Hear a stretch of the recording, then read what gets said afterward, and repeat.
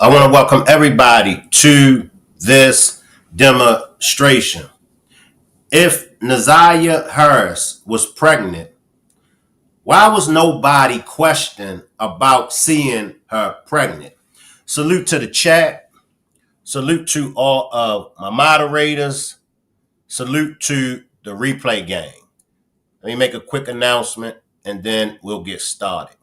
Copyright disclaimer under Section 107 of the Copyright Act of 1976. Allowance is made for fair use for purposes such as criticism, comment, news reporting, scholarship, and research. What that means is that everything that you hear in this demonstration is for entertainment and educational purposes only. The channel is a non-biased channel. This channel allows for different points of views to be heard. Respect the channel like you would want others to respect yours. Enjoy the content.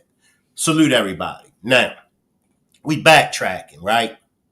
And maybe you all can help me out because maybe I missed it or maybe some new information has came out. Now, I've only heard two make mention of Naziah's pregnancy. Kim Worthy and the judge that heard the preliminary. What has anyone else? Did Miss Annette, did Shannon, did they get questioned at any time about Naziah's pregnancy? Jarvis's sister, King's son, aunt. Did anybody get questioned? The detectives. I haven't heard nobody. And to me, that is a key piece of the case. All right. Lele says they knew she was pregnant. Now, once again, I'm speaking on this preliminary hearing. They had the preliminary hearing. I didn't hear no one that the defense was questioning. I didn't hear no one that the state of Michigan questioned. I never heard them question Shannon or Miss Annette about Naziah's pregnancy. So I'm just trying to figure out why. Why wasn't that made a big deal? It was Christmas break. That's why most people did see her at her biggest until she came back to school, if she came back to school. Let's go to the court hearing. Let's go to the preliminary. And if I have to backtrack the preliminary, but let's focus on the preliminary. No, they sure didn't. They questioned Miss Annette. They questioned Shannon. They questioned the detectives. No questions came up about Naziah's pregnancy. The sister, Jarvis's sister, they asked for Jarvis' sister to describe Naziah, but they never mentioned, did you notice her pregnancy? No. They really didn't ask too many people, but would ask about certain things like what size she was. So I'm thinking they didn't come straight out and ask, but they were beating around the question. Right. I just wanted to establish whether or not it was asked. And that's a crucial piece of this case. Her pregnancy. The DNA says that one of the DNA on that hoodie was kin to Jarvis, if I'm not mistaken. So I don't think that was the baby's DNA. I didn't hear anyone ask was she was pregnant. Okay, that's the question that I'm trying to get out. Shank Rock, you are correct. They never asked the grandmother or the big back, was she pregnant? Okay.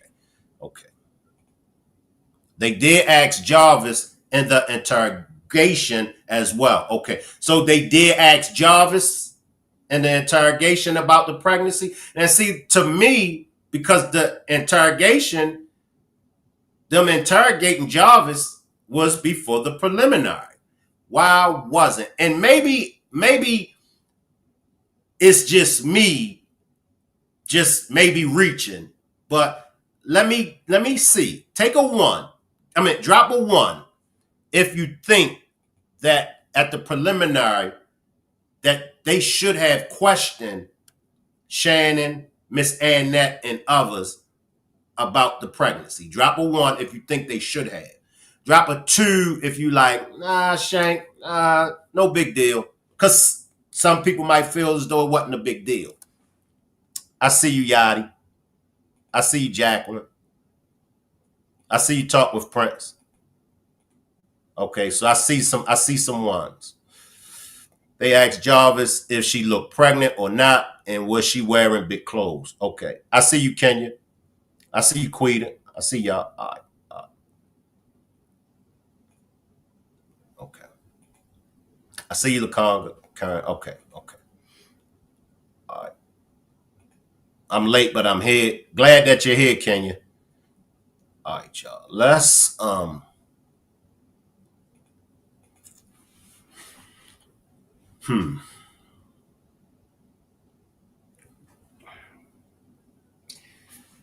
This case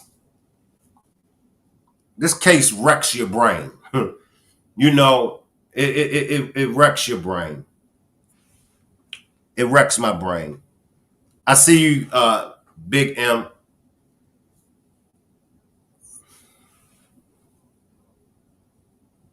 All right, let me get to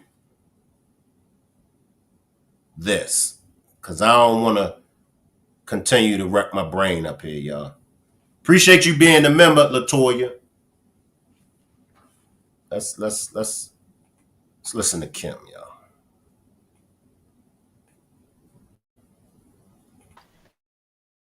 When I was trying homicide cases for 6 straight years as an assistant prosecutor, I would spend hours thinking about the victim whose case I was getting ready to try, wondering how they spent their last weeks, their last days, their last hours, and their last minutes of their lives. What were they thinking about? Did they know that the end was near? And if it was someone they knew, what must they have been thinking as they were shot, stabbed, or whatever mechanism of death was used and confronted them with by the person they knew or loved? I can't imagine the thoughts that go through their minds. But it's always 1,000 times worse when the person is a child or a baby, someone in the dawn of their lives who haven't begun to live their lives. The picture behind me is of Naziah, and that will always be haunting because it was taken just a short time before the evidence shows that she was never seen or heard from again. It was taken by Naziah herself, a selfie. That's the last known picture that we know about of her. And it was pointed out to me by one of the detectives on this case and by one of the prosecutors. She is smiling, waving, saying hello. But little did she know that she was really saying goodbye. Now, if that was the last picture, right? Appreciate this super sticker Rhapsody. If that was Naziah's last picture, she got on the sweatshirt, the sweater, the hoodie. I presume that is black. I believe that's a white turtleneck or whatever. Now, that's not what Miss Annette, that's not what Shannon and described Naziah wearing. That's not what they described Naziah as wearing when she went to school that day. I'm just trying to figure out because I know it was early on in the case. All right. And I'm just trying to figure out did they give the misinformation to Kim Worthy on purpose? I'm because I'm still caught between Naziah running away and still being alive, and I'm caught on if she's really deceased. So I'm just trying to put this puzzle together because and it's right in our face. Everything is right in our face. Appreciate the super chat, Nene, working and watching. Hey, everybody. Let me try to keep up with my chat because maybe I'm missing something. It had to fit the clothes that was planted. Yes, absolutely, Shank. I see you, PJ. No, Shank. Kim still would have to vet that info before she puts it out. She put it out there. Now she has to deal with it, even if it's not true. Facts. That's facts. Shelly says facts too. That's facts. Shank, they put out 3 different ways she went missing. That's facts. That's facts. And by us getting so close to the trial, I want to make sure that I want to make sure that I'm definitely on point, and I want to make sure we all are on point. I want to make sure that we don't leave nothing out. So we'll be able to, follow, when the trial hits. I see you, Chandra. I see you, Gibson. I'll say this. Kim Worthy was bought and sold. A lot of people feel that way. I think they told her to say she running away so she could fake stay from and deliver her baby, but they knew what they were going to hint. It's premeditated. Finally caught alive. I see you, Asia. Appreciate you for pulling up. Everybody give Asia a warm welcome for pulling up with us for the first time. All right, let's come back to Kim, y'all. We will provide to you later a very skeleton timeline of the time right before her death, before and after. Of course, the detail would be provided in court. The evidence shows overwhelmingly in this case that she is in fact deceased. The last time she was seen alive was January the 9th of this year, 2024, almost 9 months ago. Her missing status was reported to the Detroit Public School Police Department by her grandmother on that very day when she never returned home from school. And again, that was... See, once again, now this is Kim. She's saying that her missing, they reported her on that day of January the 9th, but we know that Miss Annette waited till the next day. So Talk with Prince is saying she's bought and sold. Appreciate this super sticker, Latoya. They don't know her truth will come out.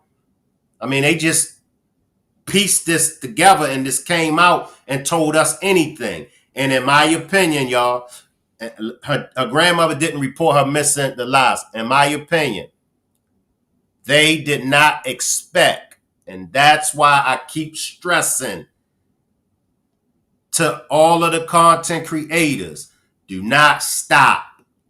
They did not think that social media detectives, they didn't think that we was going to catch all of this. They wasn't aware of how social media detectives get down. They just thought they was just going to come out. They was going to say this. They was going to say that. And then it was going to get swept up under the rug. No. So when did it get reported? I think it got reported the next day. As Miss Annette said, she waited till the next day. They didn't think we were going to care about her because they didn't care about her. That's facts, Goddess. I don't think you could have said it no realer, Goddess. They didn't think we were going to care about her because they didn't care about her. And they didn't. They didn't. Facts. January the 9th, 2024. In early February of 2024, the case was turned over to the Detroit Police Department. Frankly, that should have happened right away. But they began investigating immediately. Now go back to yesterday when I said, Miss Annette said on the stand, Y'all remember on last night's demonstration, Miss Annette said that the day, January the 10th, Detroit Police Department was notified, and Detroit Police Department met her up at that school. Now, maybe Miss Annette got the Detroit Police Department mixed up with the school police department. I don't know. But I'm just pointing out inconsistencies. I'm just pointing out the obvious. And at what point did she shift from being a runaway to a missing child? Good point, Nay. I see you, Leslie. I see you, Chen. India says, no, sir. I see you, Strength. Make sure we hashtagging justice for Naziah Harris. Throw up some purple and pink balloons. The evidence would further show that through text messages that we know and that we have, Zaniyah and this defendant were going to meet after school on January the 9th. We know that she did indeed meet up with the defendant that we're charging in this case. We also know that several people close to Mr. Butts, who we were charging later, saw them together in several different locations, people that he knew well. We have evidence that at 9:30 p.m. on that day, that Mr. Butts checked into a motel and Zaniyah was never seen or heard from again. Now, see, this is when a lot of people ran with it. But if y'all listen to Kim said that Mr. Butts checked into that hotel. She didn't say Mr. Butts and Naziah checked into that hotel. She just said Mr. Butts checked in. But she said, and Naziah was never seen again. See, what?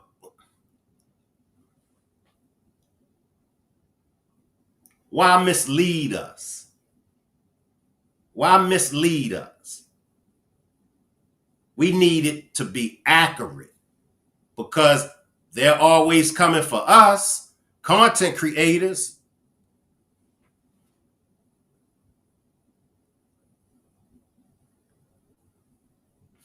And she said at 9:30, Jarvis checked in and Naziah was never seen. Let me just acknowledge this. Both checked, but she wasn't seen coming up. That's not what Kim said. And I'll backtrack it. And I don't know how long you've been following this, but where we're at now, we want to be accurate. And we want to pay attention to the little things, because it's the little things like this that we hear and we can run with it. She never said Naziah and Jarvis checked into that hotel. She said Jarvis checked into that hotel. Some people might assume, well, Shankrock, she meant no. No, we ain't going off of that. We going off of exactly what was said. I'm going to backtrack it. Now let me know if y'all heard her say Jarvis and Naziah, or Mr. Butts and Naziah went in the hotel together, but Naziah was never seen again. She only said Jarvis checked in. Let me backtrack.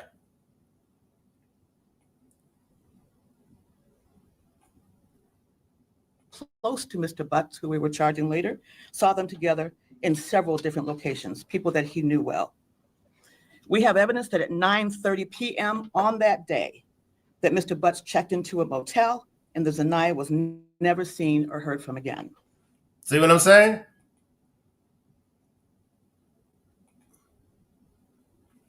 But I thought they had footage of them both going in, but only him coming up. They don't even got that footage, Miss Fluffy. They don't even got that. They don't got no footage. At first, remember, she was saying we got the footage. They don't got it. No, you good. You good. You good. You good.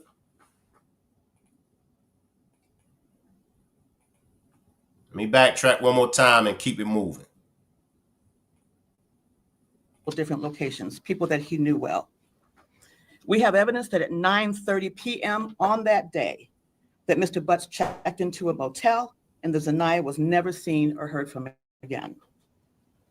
Not from her family, not from her schoolmates, not from her friends, not from social media where she was extremely active with her friends, not from teachers, no one. We know that she had no medical conditions that would cause a life-threatening medical emergency to her. And he, again, was the last person that saw her alive. She would have turned 14 years old just 10 days ago on September the 16th of 2024. And again, no one has seen or heard from her. You look at that face and you do not see the horrors that she had gone through in her short life.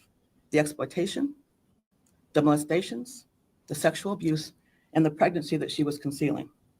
The evidence will show that from one of her text messages to and with Jarvis Butts. And we also know, the evidence will show, that there's no evidence of anyone else being the father of that child, other than the defendant himself, who we charged today. And he knew she was pregnant. We know that he was also searching for ways to abort the baby. We know that sexually explicit photos were requested by him of her and that she complied and sent them to her. All right. Now, we heard Kim make reference to the pregnancy. He knew that she was pregnant. My question is, why wasn't the witnesses questioned about her pregnancy? Miss Annette wasn't questioned. Shannon wasn't questioned. When it comes to Jarvis's sister, and when it comes to King's son, aunt, they gave the description. Jarvis' sister gave the description. She said she was small and skinny. In my opinion, that was the key for them to come after that. You say that she was small and skinny. Did you notice that she was pregnant?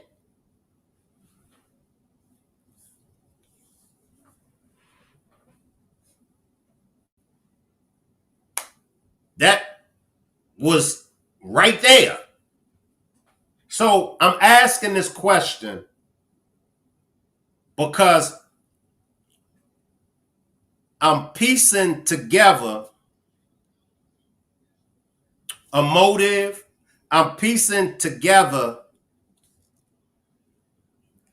why they ain't charged Jarvis with the red rum of this baby.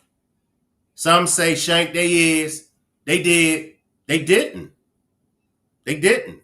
Because as I showed y'all before, if they did, then Jarvis would have a manslaughter charge.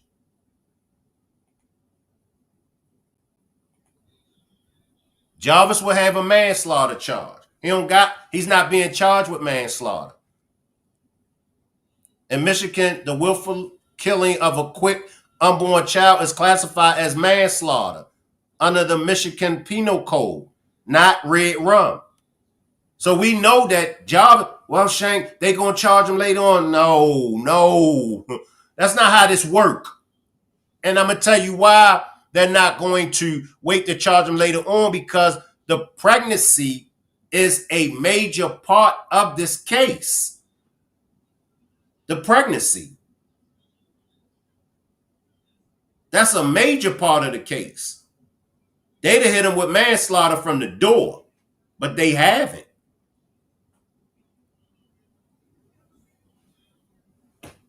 The evidence. Shank, watch. That preliminary. This is what I want everybody to focus on. Focus on the preliminary. Focus on the evidence that was presented at the preliminary. Stop right there. Focus on the motion of discovery. And I'm going to go to the motion. I'm going to go to when they was talking about that motion of discovery. It's a reason. It's a strong reason why the state of Michigan hasn't come up off of that motion of discovery, y'all. I'm telling y'all.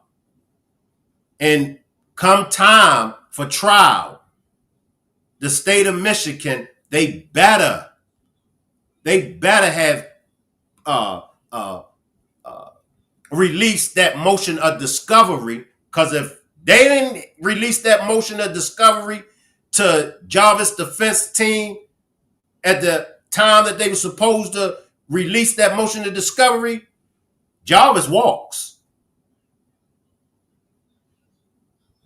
Jarvis walks. Let me get my chat involved. I feel King no more. And when he said he didn't recognize him in court, I knew he was going to lie the rest of the trial. That's facts. I'm right there with you. You looking right at your partner. You don't recognize him, though. Come on now. I see you, Michelle, Chris. I see y'all. Shank, the teacher at school also knew she was expecting no gym, big hoodie. They should have reported also. This entire case was built on lies. Excuse me, y'all. If you have bad information from the start and all the witnesses and law enforcement's lying, how can we really get to the truth of Jarvis unaliving this baby? I agree with you, Pretty Wings. I agree with you. It was jacked up from the start. I'm with you on that, Shank. Wow. The state cannot prove she was pregnant only from text messages. Why didn't King's son's aunt or grandmother notice she was pregnant? She was in the house for over 20 to 30 minutes. Thank you, Charlotte's Web. You can't just establish the girl or somebody's pregnant off of text messages. Yes, you can, Shank, because there's somebody out there that think you can. But you can't. It's not going to stand up in the court of law. When you present this in front of 12 jurors, all it takes is one. And y'all can get mad at me all y'all want to. I would be that one that would say that's not enough proof. That's not enough evidence to say that she was pregnant. Especially when the defendant said in those text messages, I ain't nutting you. India, you right about that. It was too hot for Naziah Harris have on that coat. She full of baby. They have to first prove she was pregnant at the time of her demise in order to charge him with the baby's death, and they can't do that without hers or the baby's remains. Facts. I'm in agreement with everybody. She was walking back and forth to the car. Everybody in that shop knew what was up. Facts, Milky Way. And in my opinion, that would have really shot off Jarvis's sister's antennas. Seeing this little girl that's pregnant. My opinion, if she saw Naziah, she knew and she saw that Naziah was pregnant. Come on, because she was zoomed in on this little girl. Her antennas was up. Like I said, it ain't like she just briefly saw Naziah. She saw Naziah.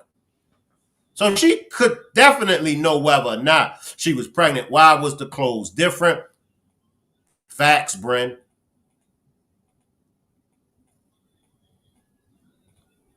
Nope. Didn't they say something about testing a mattress, comforter, or something? I think so, Miss Fluff. I think so.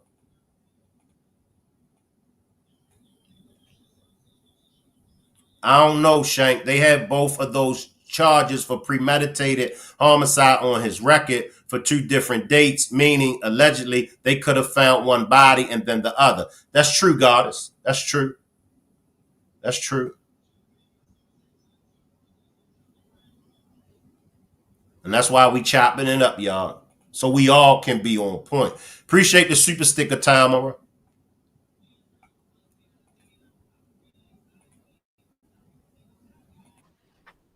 All of the hands we allege,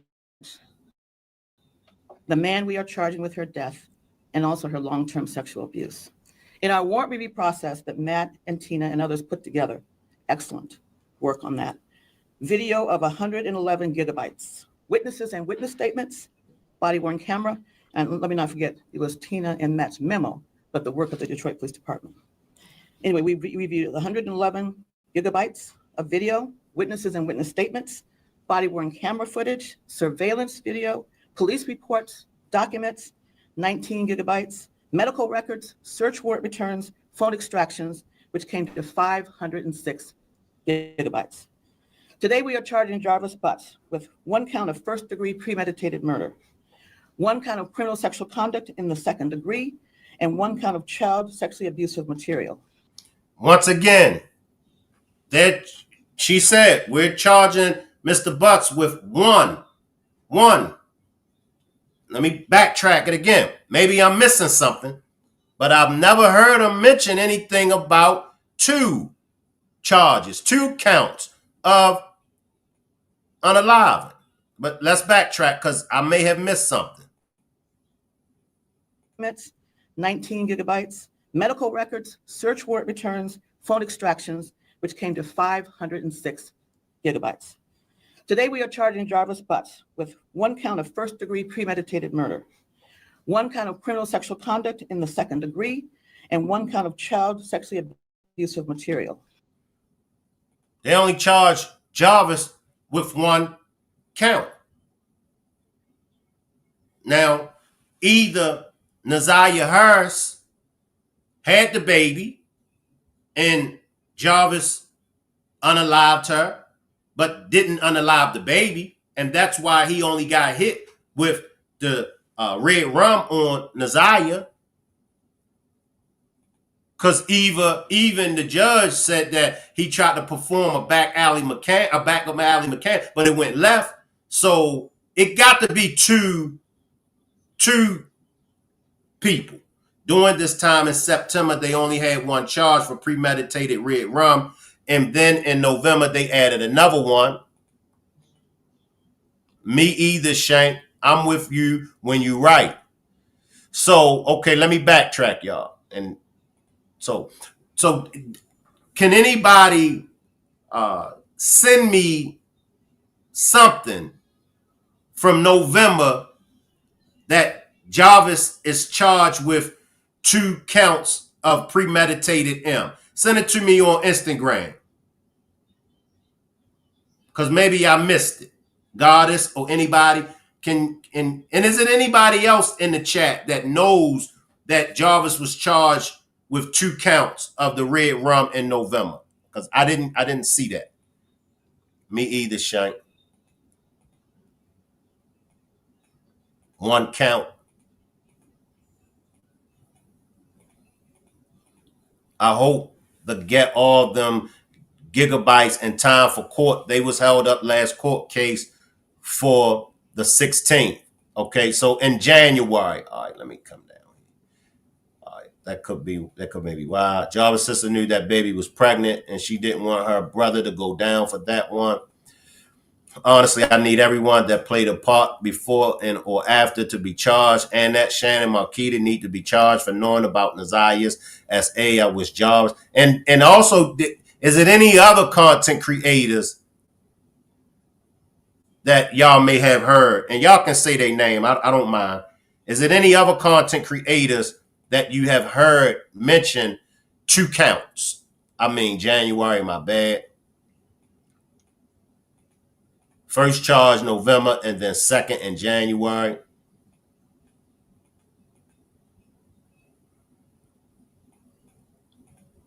Sending positive vibes. If I'm not mistaken, she had a doctor's appointment around the time and no one ever mentioned the pregnancy. Correct me if I'm wrong, but I don't think so.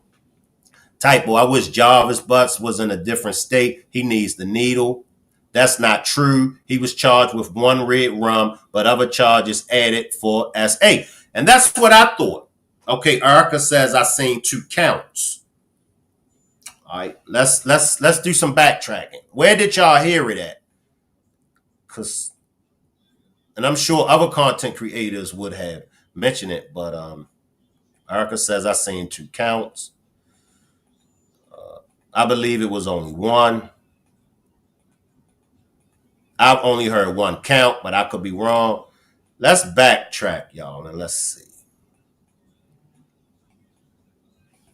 All right, let's see what this is. Okay, Brittany Ann said it. All right, shout out to Brittany Ann. Shout out to Brittany Ann. All right, let me see, y'all. Let me see what we got here. This is only 1M. All other charges are for SA. All right, let me go back to Kim, y'all, while I check out what was sent to me.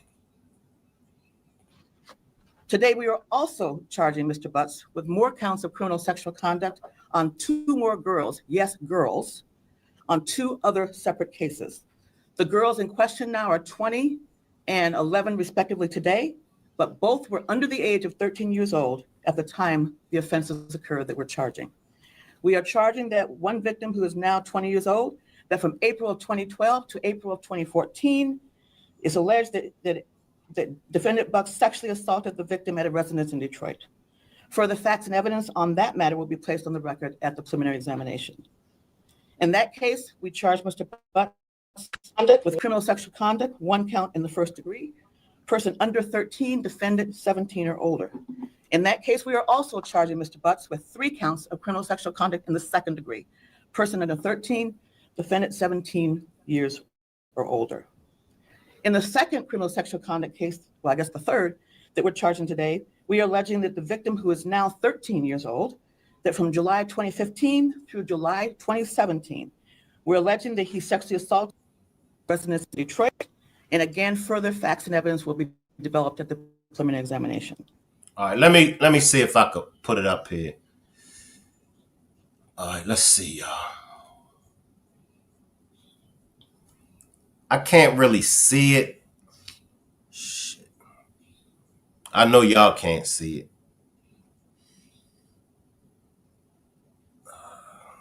Let me try to let me see something.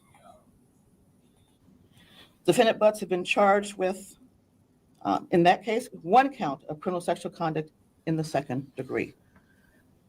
Child under the age of 13, Mr. Butts over the age of 17. Based on all the evidence that I've laid out now and much more that will be shown later in court, based on all these cases we will present in court, Mr. Butts targeted and befriended women who had to have sexual relationships with their young daughters. He would have relationships with their mothers, but his true desire was to have sex with their young daughters. That's what the evidence will show. He was a classic and expert groomer and pedophile. It's incredibly sad, incredibly unspeakable, and we want to bring justice to her and her family. I have to take this moment to say something to you. And this is not directed at all at Naziah's family, who by all accounts had many in her family that truly loved her. This is directed to everyone else listening to me now. We must be very careful who we let into our hearts and our homes and our lives, especially if you have children. We must be very careful who we have around our children and elders respectively. We must also be very careful who we leave our children with, even if they are in a relationship partners, family, and friend. I'll say that again, even if they are relationship partners, families, or friends. Life can be hard enough at times, but when it comes to our children, we must be deliberative, we must be diligent, and laser focused on their safety.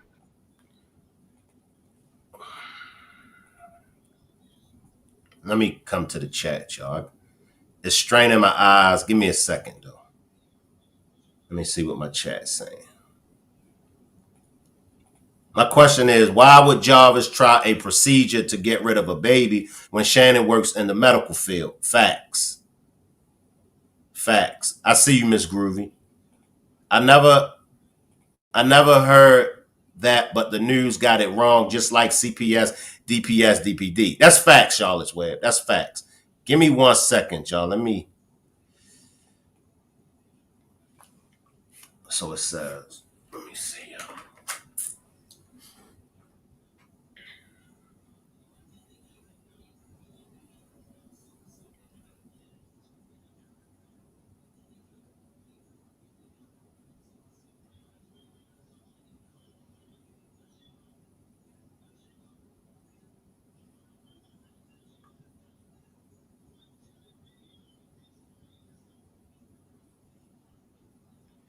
So I see 1 for January the 17th.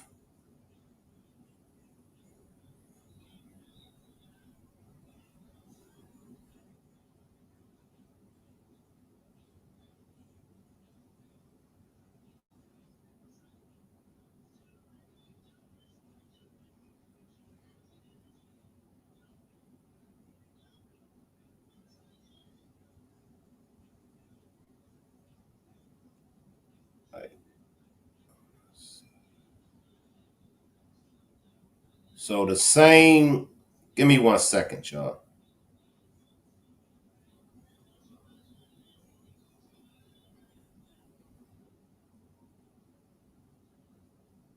So so it's the same docket number.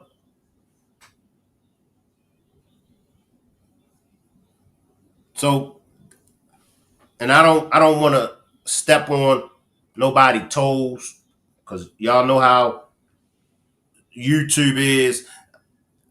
If I go against what the content creator said, so I'm not even going to speak on it, y'all, because I ain't trying to get myself involved in nothing, because it'll get taken to the content creator. Yeah, Shank Rock was over there, debunking what you said. Shank Rock was over there saying this about you. So let's just move on, y'all.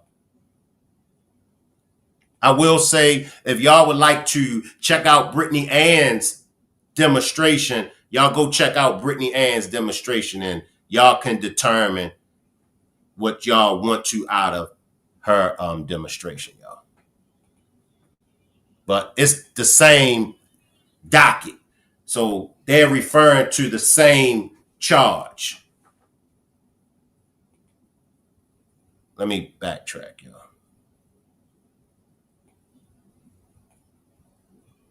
Even if they are in a relationship partners, family, and friend. I'll say that again. Even if they're relationship partners, families, or friends. Life can be hard enough at times. But when it comes to our children, we must be deliberative, we must be diligent, and laser focused on their safety. And sometimes we must make decisions about them and their lives that we may not like and that they may not like, but it's for the betterment of them and their safety and their future. When something doesn't feel right, even if it's just that voice in your head, it usually isn't right. And sometimes when we are attentive and we do everything right by our children, things can still happen and still go very wrong despite our best efforts. This can happen to good watchers of children. All right. So once again, back to the topic. That's crazy. They listed it twice, though. Right. But as you can see, the same docket number. Now, if it was a separate docket number, then that's how you would know that it had got upgraded. But it's the same red rum. It's just a different date. That's all. But the docket number is the same. So they are only charging Jarvis with one count of red rum. And that one count is against Naziah Harris. They ain't charging Jarvis with the red rum of the baby. I agree, Shank. Maybe she heard it from somewhere else. There was a lot of fake news at the beginning, and just stay clear of the mess, because the way people take stuff back, it'll be misconstrued. Exactly, Charlotte's Web. Exactly. Drop the Brittany and link to that. I can't do that, y'all. I can't do that. But once again, I can shout her out. Brittany Ann. Okay? If y'all need to find out the source, go to Brittany Ann. Shout out to Brittany Ann. Brittany Ann does excellent commentary. All right? But I can't drop her link. Yes. And that's as of November. Right. I see you, Cynthia. So back to the question, y'all. Why hasn't they been questioned about Naziah's pregnancy? Why? I see you, Positive Vibes. Why? That's is what's troubling me. No, you mean to tell me now, was she really pregnant? Was she really pregnant? I didn't even think about the docket number if you aren't in the know about legal stuff, you wouldn't even think to look at it. I feel you, Milky Way. But yeah, just look at the docket number and you'll see the same docket number. Also, please misspell your curse words.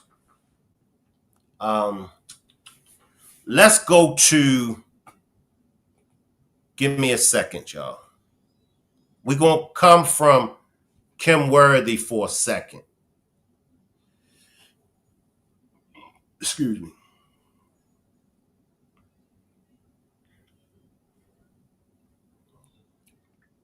All right. All right. I think I got this from Kim, though, y'all. Oh, so much.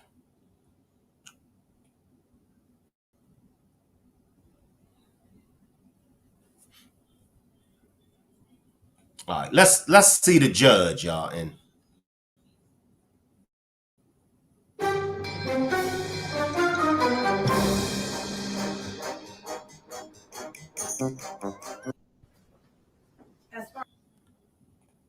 all right, let's go to the judge.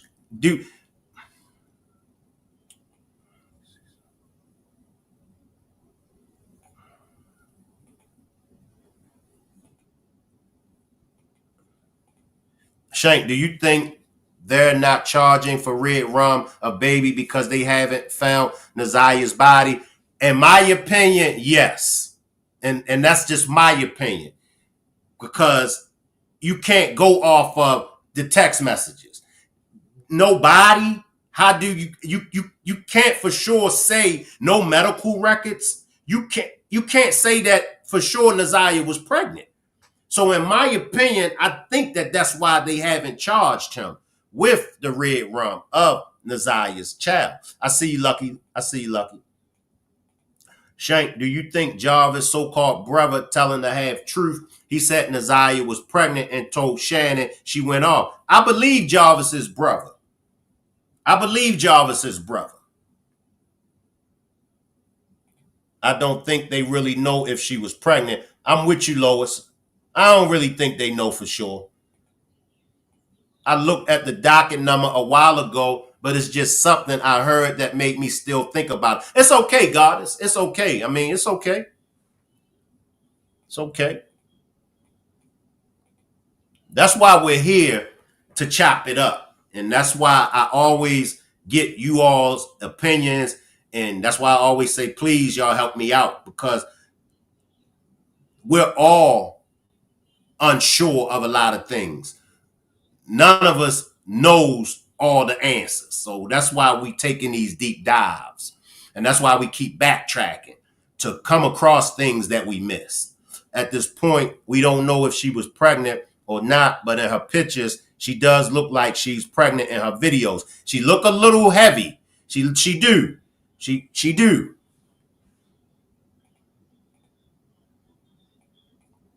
Charlotte's Web, come on through now.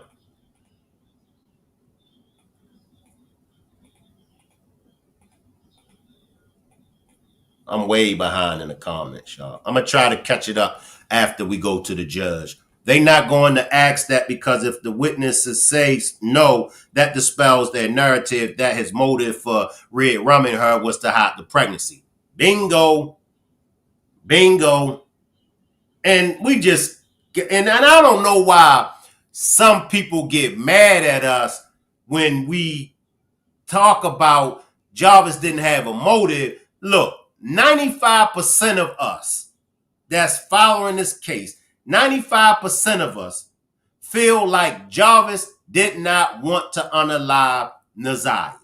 Why is it the 5% gets mad at us? It's way more people that believe Jarvis did not want to hurt Naziah. It's way more of us that believe that. But why do the 5% get mad at us? It's not enough evidence. Let's go to the judge. I'll catch the comments in a second, Judge. Fisher, I agree with the people that this case is distinguishable. This is a case regarding a trial. And the one thing I had highlighted in pink was the quote, in this case, there was no physical evidence such as bloodstains or a weapon leaking defendant to Joyce's death. this case, we don't have the same facts or circumstances.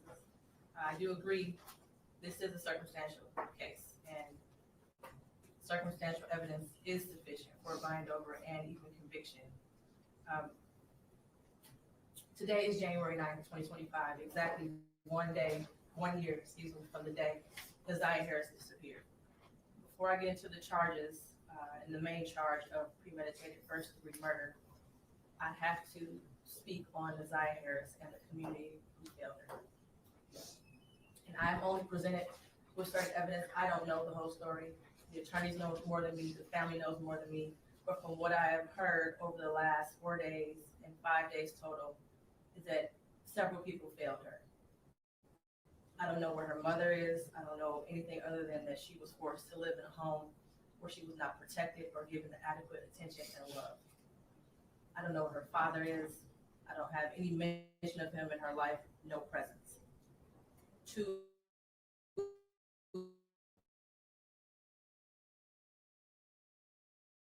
who saw hanging out and always around these young girls, including Naziah, and his 9-year-old daughter going up to the shop to clean up his shop. The school counselor who never showed up, or the person who was supposed to show up if that counselor was absent, after Naziah was on the floor on the day she went missing, saying that she needed to speak to someone and speak to a counselor. There's no mention of CPS, but I wonder what their involvement was over the years, because this was not just a 1-year thing. There are text messages at least from 2022. To her adoptive grandmother, Annette Harris, whose testimony, in my opinion, was very questionable. I understand why the people put her on the stand to establish Naziah's residence and the houses on Bedford and the regular routine, to establish also that Naziah was not a runaway child, that she was not a bad kid. I do believe she adopted Naziah. I do believe that she had 6 kids in the house. I believe that Naziah had on a dark hoodie the day she went missing, and that she had on red and black Nikes that day. What is hard to believe is that the defendant never came into the house as she testified. And there was also a minor that testified that he did as well. Text messages that showed between him and Naziah that he did in the basement, saying he was going to the shower, stealing her panties. He was always lurking around that house and asking for Janiyah and Zaniyah, from what I know. I even thought about the breakfast routine and saying that all the kids like eating breakfast at school. Did they have a choice?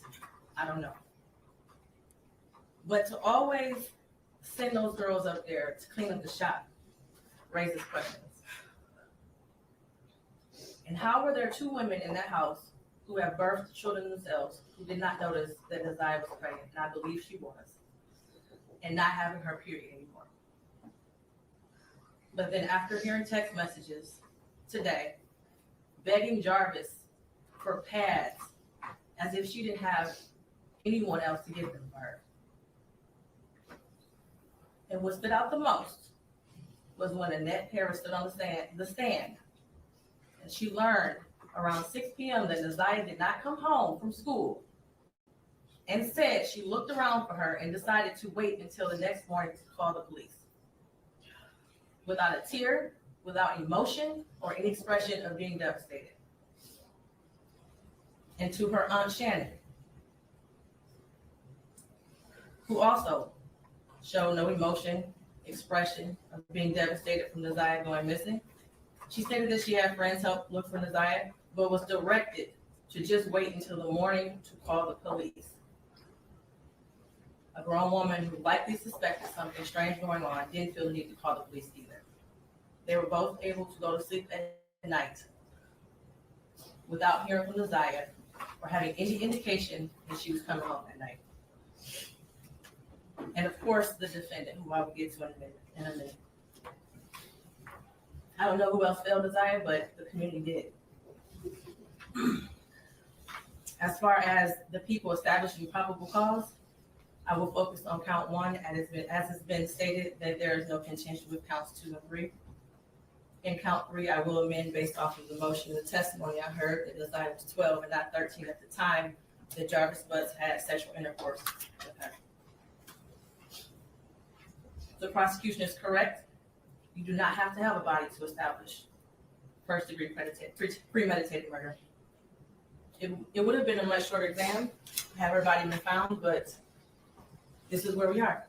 In the last 365 days, no text messages. We all heard today and yesterday that she was very active and frequently texting. No social media for a year. We heard through testimony that she was also active on social media.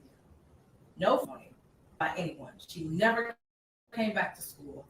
No one has seen her.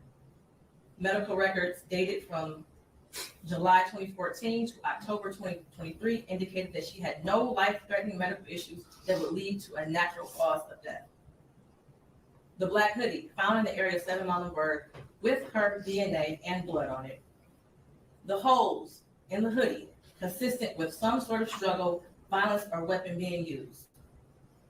And we know that there were no holes in that hoodie when she wore it to school. We saw a picture of her in a black hoodie on her last day that everyone saw her. I do believe her grandma testified truthfully about the sweatshirt that she had on and that was practically new. And let me just slide in, y'all, to clear this up. Appreciate this super sticker, Evelyn. And if you would like to support the channel, we do have a goal of 15 super stickers or super chats. Just click on the $ symbol to purchase a super sticker or a super chat. Now, as far as the docket, this is how the docket goes. When you see the 1 count from January, right, of the premeditated red rum, if it was updated to 2 counts, when you look at that docket and you see the red rum for November, it would read 2 counts. It would read 2 counts. Okay? Go and look back at the docket, right?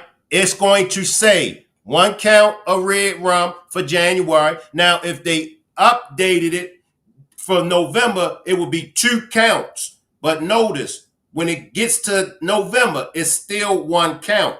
Jarvis hasn't been charged with the unaliving of Naziah's baby. He hasn't. They can't charge Jarvis with the unaliving of Naziah's baby without Naziah. If they had her remains, then they could do a DNA. They could do the autopsy to prove that she was pregnant. It's no way to prove without Naziah's body.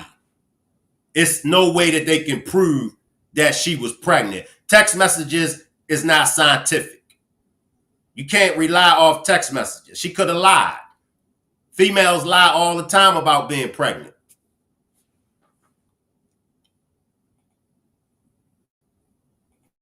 And the border agent who said that no evidence of animals would have destroyed the clothing or the shoes.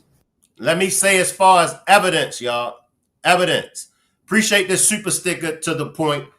Listen, the evidence that they presented at that preliminary, they can submit new evidence. They can come with new evidence.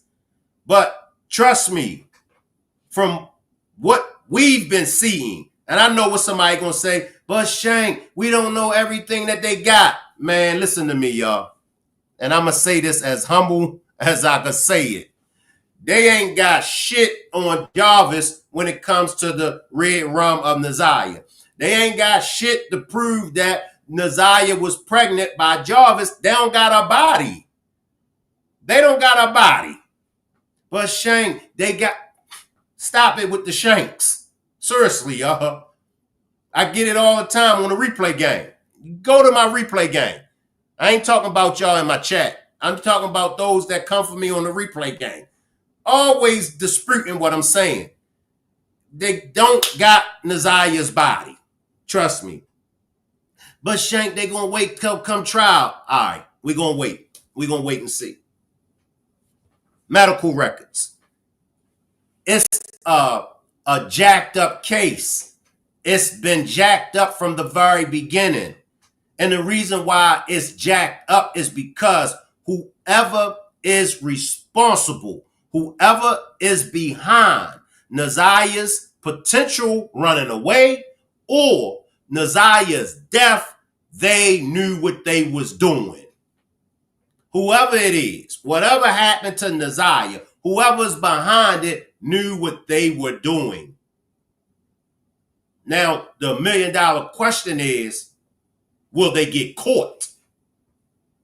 But they knew what they was doing. Planting the clothes. They knew what they was doing. Miss Annette knew what she was doing, no matter however it went down. Whether it was a runaway. If Naziah ran away, she knew to not report it right then and there. She knew to keep the Detroit Police Department out of it. If it was an unaliving, she knew to keep the Detroit Police Department out of it. 30 days went by before the Detroit Police Department got involved. 30 days went by. Whoever is behind it, they knew that. It's nowhere in the world. It's nowhere in the world that a 12-year-old girl, a 13-year-old girl goes missing and you wait for 30 days to get the Detroit Police Department involved. The Detroit Police Department was the first ones that should have been involved. You don't go to report a missing child. You don't go to report a runaway child to the school. You call 911 or either you go to the Detroit Police Department. They had a head start. That's what I'm saying. They had a head start. And y'all can see just how much all of this is jacked up. They want us to believe certain things. Why? Why? Because Jarvis is the perfect suspect. It all makes sense. I watched enough of these movies. I watched enough of these shows. I've been around enough criminals to know we got an opportunity to use a scapegoat. Oh, hell yeah. Hell yeah. And there to this day, there are thousands, probably millions, but there are thousands of innocent men and women that's in prison. And y'all remember back in the days, people used to say, nah, if you in jail, if you in prison, you supposed to be there. Remember? A lot of people from back in the days was claiming their innocence. But it wasn't until new technology, I believe DNA, y'all remember, because without DNA, a lot of those people that was innocent, that was proven innocent, a lot of them would still be locked up because DNA says a lot. But what I'm trying to say is Jarvis is no different from the other thousands of people that's falsely incarcerated. And y'all can come for me on the replay gang all y'all want to. The mention of me mentioning Jarvis is innocent of the unalive, they have a fit. Y'all just got to come for me on the replay game. Jarvis was set up. Yes, Jarvis is guilty of inappropriately touching Naziah. He's definitely guilty of that. But according to the evidence that we had, he was set up. What was his motive? Who had more of a motive? Jarvis or Shannon? I'll wait. I bet if I tell everybody to drop a 5 in the chat, we got 320 people watching. I bet I get at least 100 5s. Let me keep my chat involved, y'all. Yep. Fact, Shank, those clothes were found there only because his phone pinged there, and that still didn't. DPS took it over. None of them cared. Facts. Facts. His hands are not clean on this, Shank. He was in those woods for hours and asked his baby mother to wipe the car down. And I gotta respect you, lucky lady. Drop a 5. Drop a 5 if you think Jarvis is innocent of unaliving Naziah. Drop a 6 if you think Jarvis unalived Naziah. And remember, y'all, let's respect everybody's opinions. I want everybody's opinions to be respected.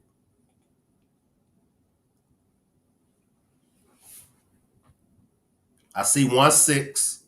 I see 2 6. I see 3-6. Milky Way is in between. I see 4-6. I see 5. I see 6. Shelly torn in between.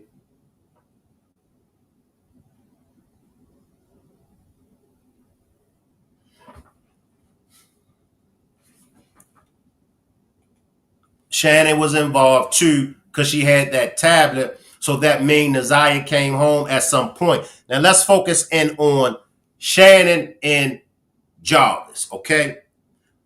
What would have led both of them to unalive Jarvis? And I'm asking everybody, all right? Because it seems like we're torn between who had the motive. So let's build off of Lucky Lady. Lucky Lady saying they both had a motive. Now, do y'all think that they both got together and set this up and unalive Naziah? Or do y'all think that, because two things could have happened, in my opinion. Two things that could have happened that could have caused Naziah's death. One thing was Jarvis tried to perform the back alley abortion. It turned left. Naziah, lost her life. That's one theory. The second theory, Shannon and Naziah got into it. Shannon hit Naziah over the head, or Shannon roughed Naziah up pretty bad and caused Naziah to lose her life. One or the other. My opinion, I think that both of the theories is solid theories, but I don't think that they both got together. I don't think that Shannon and Jarvis got together and plotted to unalive Naziah. I could be wrong.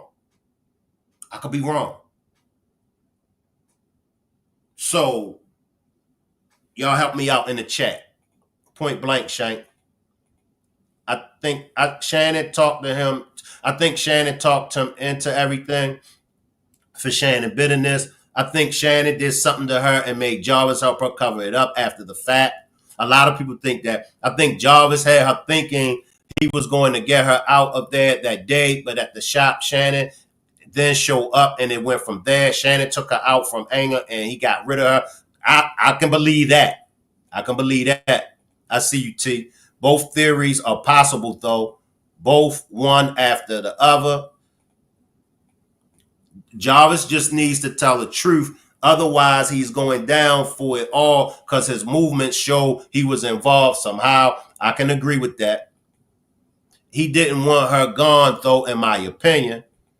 I don't think Jarvis had a motive to unalive her. I think it's both. If they didn't help get rid of her body, that he will go down too. Serena dropped the 5. April says, I don't think that because he has gotten another younger girl before, so why did he unalive Naziah? That's what I'm saying. He had a lot of females underage, So I think even though Jarvis did have, I think Jarvis's motive was about that much. I think Shannon's motive was like that. Jarvis has children by other underage women. The only different factor is Shannon. True. I'm going with second theory. He helped Shannon afterwards. I definitely believe he helped move her. A lot of people believe that. What do y'all think of Jarvis's phone conversation? I think it was with King, or I think he said to King. I don't know what Shannon got going on. What do y'all think? Do y'all think that was Jarvis trying to cover for himself, or do y'all think Jarvis was sincere when he said it? I don't know what Shannon got going on.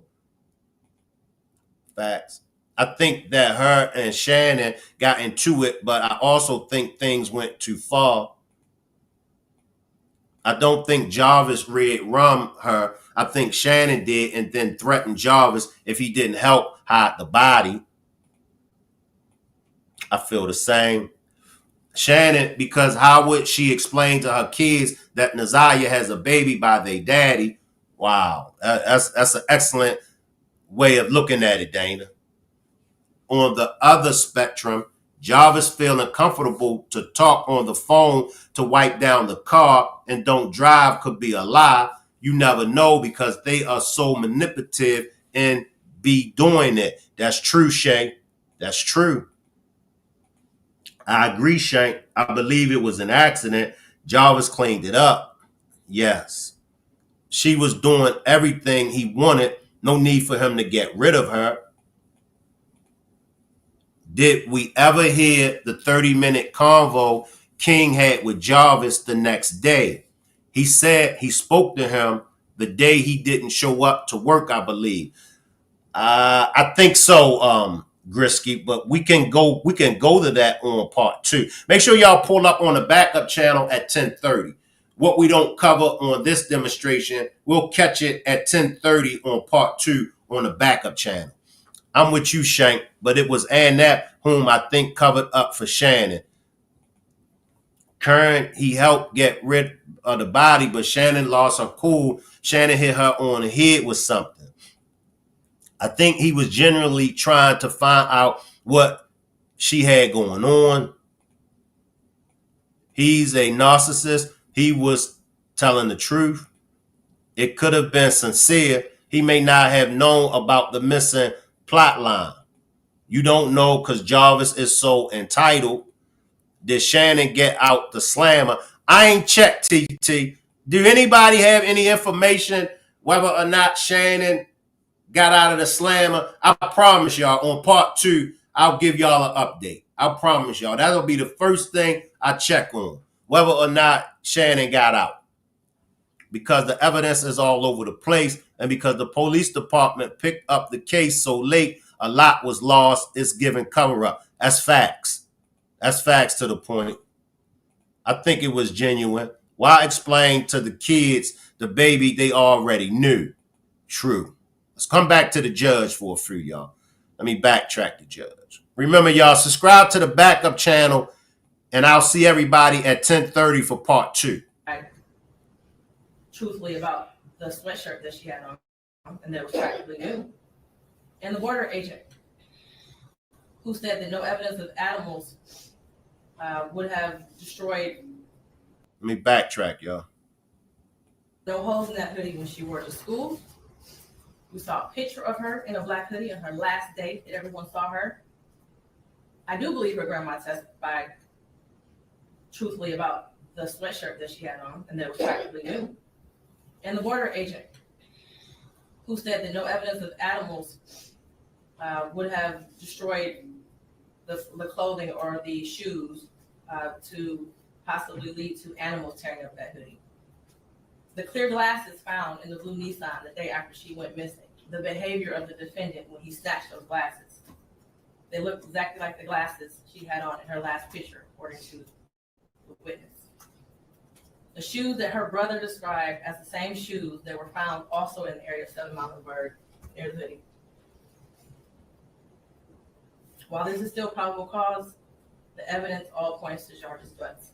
His locations, him being seen with her last, the abortion searches, the abrupt silence between the two of them in text messages, and the constant lies he told throughout the entire investigation. And they were proven to be lies with text messages and other testimony.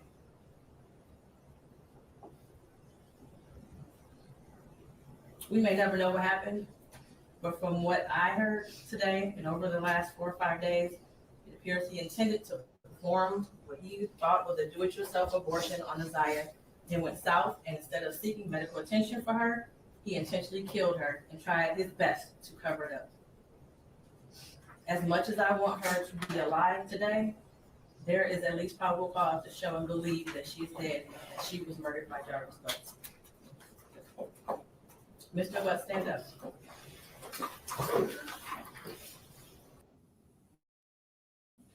I haven't been to the grocery store in over a year, but I'm eating healthier than ever. Here's how I did it. Meal planning used to be such an...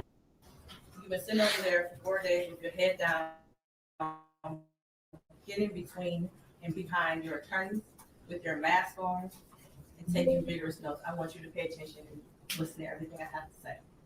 Now, even the judge peeped that Jarvis has been taking notes. I dropped the backup link, y'all. There's the backup link, Shank Rock Films. So the judge know that Jarvis is taking notes. And I'm telling y'all, come trial, if there's a trial, Jarvis gonna come out swinging. He coming out swinging. I have been trying to figure out for the last 5 days, you. At one point, I thought you were cognitively impaired in the beginning of this exam. And then maybe you had the brain of a 10-year-old, and that's why you were doing such things. But as I heard more and more testimony, you're just a true definition of a pedophile. Watching you laugh and brag about all the women you have with different women and the children and the girlfriends, and making babies to groom them and having them in your presence, cleaning up your shop, and the little girls around you, has landed you here today. You groomed Naziah. You played mind games with her. We all heard that. You controlled her emotionally. She was exposed to so much at such a young age. The text messages between you two were disgusting to hear. And to think that she had you saved in her phone as bae for life. Naziah deserves so much more. And while I mentioned other people that failed her, Jarvis Butts, you were the monster. Now let me just say this, y'all, because we got to keep in mind that Shannon had Naziah's phone, right? Could Shannon, and it was what, 30 days later before Detroit Police Department stepped in? So it was 30 days later before Detroit Police Department got the phone. Could Shannon had put that under Jarvis's name. Naziah could have had it in there as Jarvis, but could Shannon. And I know they're going to come for me on the replay gang. Moderators, the Rock Squad, and y'all in the chat, y'all better be in the replay gang defending me and helping me out, because they going to come for me in the replay gang. There you go with that bullshit, Shank. There you go with trying to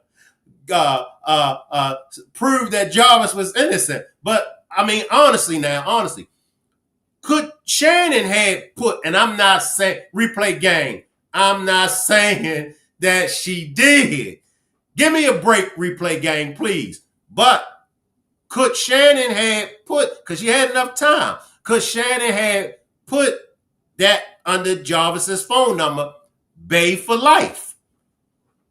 I'm just asking. Chat, please help me out, chat. Help me out, chat, because the replay gang gonna come for my funky ass. But I just had to ask that question, y'all. I just wanted to ask that question. Could Shannon had put that as Jarvis's, name? Let me come back to the judge for a little bit. In this whole picture. She did deserve love from her parents and everyone who was in her life. She was ignored, she was neglected, and you took complete advantage of that. She wanted someone to love her, and she will never know what that feels like. Your children deserve more.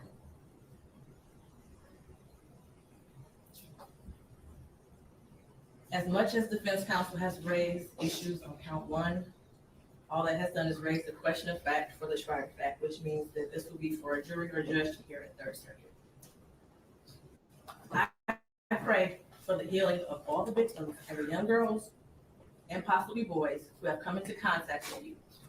As a community, we should look at this case as a prime example of how much work we have to do when it comes to protecting our children and especially our Black girls. I pray for closure and healing for all those who have been traumatized by you. And for you, Jarvis Butts, I wish you a speedy trial and that justice be delivered. Your bind over date is January 16th at 9:05 a.m. All right, let me grab a few more comments, and then I'll see everybody at 10:30 for part 2 on the backup channel. Shannon is going to get hers. It may be years from now, but it's going to come. I believe Jarvis got her pregnant and Shannon took her life. Yes, I think so. Do you feel like Jarvis supposed to take the fall because he was messy and got told on in court no matter if they all knew? That's a good point, Shay. That's a good question. Replay gang better leave Shank alone. Us Mars gonna come for y'all. You say that now, Nene, because I don't never see y'all helping me with that replay gang. Most people on the replay gang is nice to me. Shout out to the replay gang, but I get some folks on the replay gang, Lord have mercy. And I be wanting to answer, but I be like, nah, Shank, don't answer them. Don't answer. I agree with you. Make sure y'all hashtag justice for Naziah. Shannon had control of the phone and passwords. She set J-Bo up real good. Now, Shank Rock, it's possible she could have, but I don't think she did. She don't even want to hear those two names together in the same sentence. Even the evangelist said that Jarvis was the fall guy. You know they don't like the evangelists already. Shout out to the replay gang. It's all love. Appreciate the membership, Tiffany. And if you would like to become a member, just click on the $ symbol. Drop the backup channel one more time. They did something because that worrying and stressing got them losing weight. See where did she get and possibly boys from. What time is the next video? At 10:30 Eastern time. An hour away. Now let me just say this, y'all. We could be wrong. Jarvis could be that monster that they present him to be. I know for sure, y'all. I know for sure. Just because Jarvis don't have a history of red rumming, just because Jarvis don't have one red rum on his record, that don't mean that he's not capable of committing a red rum. I can say that. Strong possibility Jarvis did unalive Naziah. I've always said this. If Jarvis knows that Naziah is alive, if Jarvis didn't unalive Naziah, why would he take the rap? I ain't taking no red rum charge. And I know this person is alive. I ain't taking no red rum. I'm telling y'all. I ain't do it, y'all. I'm a cut a fool. I'm going to be jumping up. I'm damn sure ain't going to be quiet. But I get it. Everybody's strategy is different. Everybody is different from Shank Rock. But a red rum, and I know I ain't do it, and she's alive? Oh, hell to the no. I'm jumping up. I'm cutting a fool. We talking red rum. So, in my opinion, the circumstantial evidence is there. I can say that because circumstantial evidence just has to, you got to establish the motive, even though we don't feel like Jarvis had a motive of unaliving Naziah. Under the circumstantial evidence law, the motive is there because they're saying that his motive was to get rid of the baby, not unalive Naziah. And if y'all listen to the judge, she even say it. But his motive was to get rid of the baby. However, his actions caused the death of Naziah hers. So I'm just waiting. I'm really waiting for October the 6th. I'm hoping that Jarvis take it to trial. I'm hoping that he don't cop a plea. Because if he cops a plea, then, we still won't get all of the information that we're looking for. If he take it to trial, we're going to find out some things. Let me get a few comments, then we're going to get out of here. He might have told, I think it will be a twist to the case come trial time. He's going to tell on all of them. That's why he taking notes. Excuse me, y'all. Yeah, because it went from Annette saying on the conference to bring back. Then he was turning himself in. Shannon seeing her last. Abusers don't love their prey. They love what they can do to that person without consequences. I agree with you, Miss Minnie. Salute everybody. I'll see everybody in an hour on the backup channel. I'll leave the chat running and you all can hang around. Salute everybody.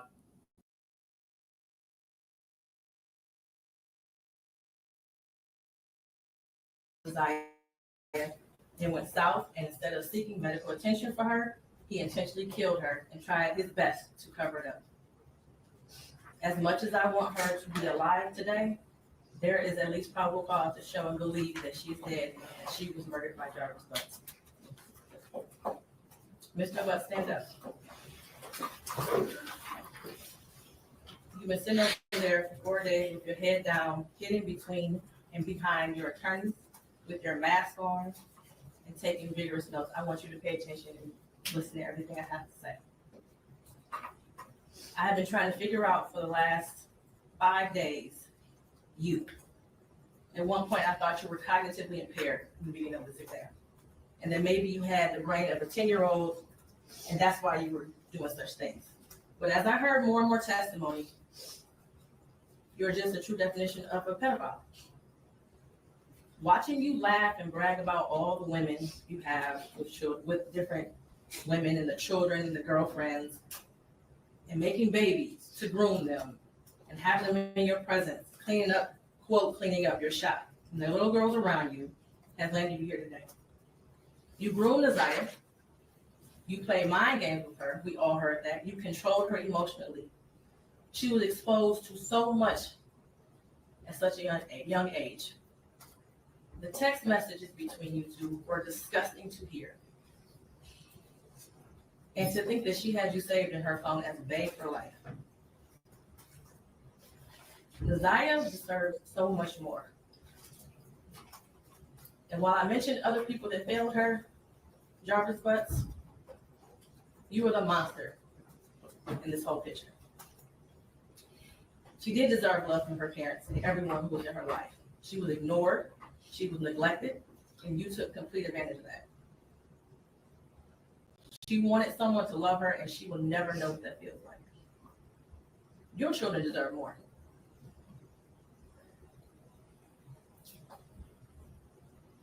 As much as defense counsel has raised issues on count one, all that has done is raise the question of fact for the trier of fact, which means that this will be for a jury or judge to hear at Third Circuit. I pray for the healing of all the victims and the young girls and possibly boys who have come into contact with you. As a community, we should look at this case as a prime example of how much work we have to do when it comes to protecting our children and especially our Black girls.